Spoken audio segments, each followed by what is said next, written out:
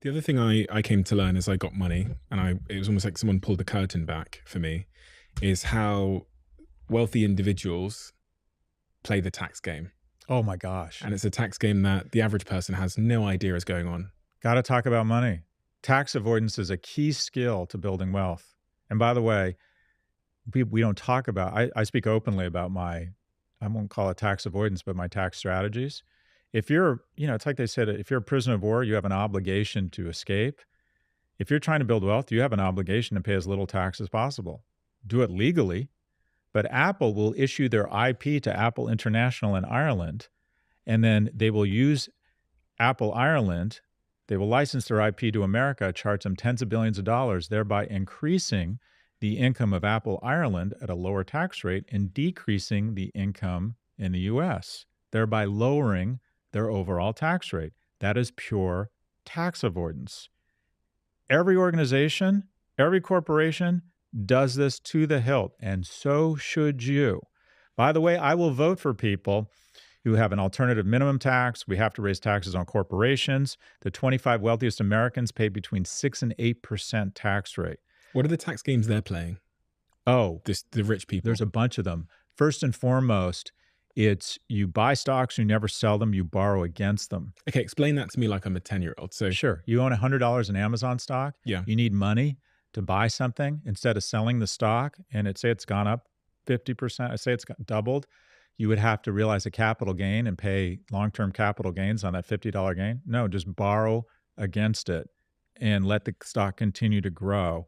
And you pay a little bit of interest, hopefully from your current income, but basically it's invest, borrow against it, and die. Put it into a trust and then pass it on to your kids. There's a lot of state arbitrage. Jeff Bezos just moved to Florida to spend more time with dad. Isn't that sweet, Stephen? Isn't that nice? No, it has nothing to do with his father. Give me a fucking break. He aggregated $160 billion dollars in wealth. He would pay about another 8 or 10% in state taxes in Washington because he's got to leverage the public school system, the University of Washington, the Seattle Tacoma Airport, the hospital system. But in the US, you're allowed to piece out to Texas or Florida and pay no income tax. So all the people shitpost in California or New York, show me someone who's all of a sudden can't handle San Francisco politics. I'm going to show you someone who needs to recognize a capital gain and has all of a sudden decided they like Texas politics. It's really not it's very disingenuous. There's the tax loophole I've leveraged. In the US, there's something called 1202 or qualified small business. So when I started L2, What's L2? L2 is my analytics company. I started it. I invested a small amount of money. Because it was a business worth less than 50 million, your business would qualify in the US as QSB small business. If you hold on to that stock in that company for longer than 5 years, when you sell it, the first 10 million or 10 times the basis are tax-free. So the first 10 million out of L2 was tax-free. Zero. That makes no sense. If that sounds like we're screwing the middle class, trust your instincts. I invested in a company, brought a company out of bankruptcy. I invested $2.5 million.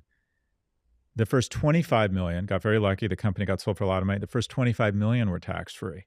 The tax code has gone from 400 pages to 4,000. And that extra 3,600 pages are to turn rich people into super rich people. Now, the myth around taxes is the following, that rich people don't pay their taxes. Actually, the sort of rich pay a disproportionate amount of taxes. So if you make all of your money from current income, that is salary, and you make a lot, you're actually paying more taxes than anyone. So mom's a baller. She's a partner in a prestigious law firm making $1 million a year. Dad's a chiropractor, has 3 people working for him. He makes $1.6 million a year, total ballers. In order to make that kind of money, they probably have to live in an urban center in a blue state, where at that level, they're paying 45, 48, sometimes 52% tax rates. But if dad decides to raise capital and buy a bunch of chiropractic clinics and they become investments and he sells them for $50 million, his tax rate plummets. So you don't want to be a super earner. You want to earn enough money to invest so you can become a super owner. The top 25 wealthiest Americans pay about 8% in tax, right?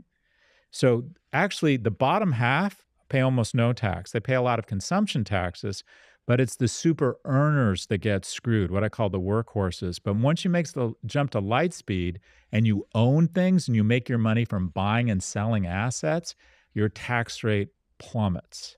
The really sort of actionable thing there for the average person as well is probably the first point where you said a lot of what rich people do is they'll buy a stock. So I'll spend 10K on Amazon stock, and then I go to a bank and the bank give me a $5,000 loan against my Amazon stock tax free. And Right. I just hold the Amazon stock. Now I've got 5,000 tax free.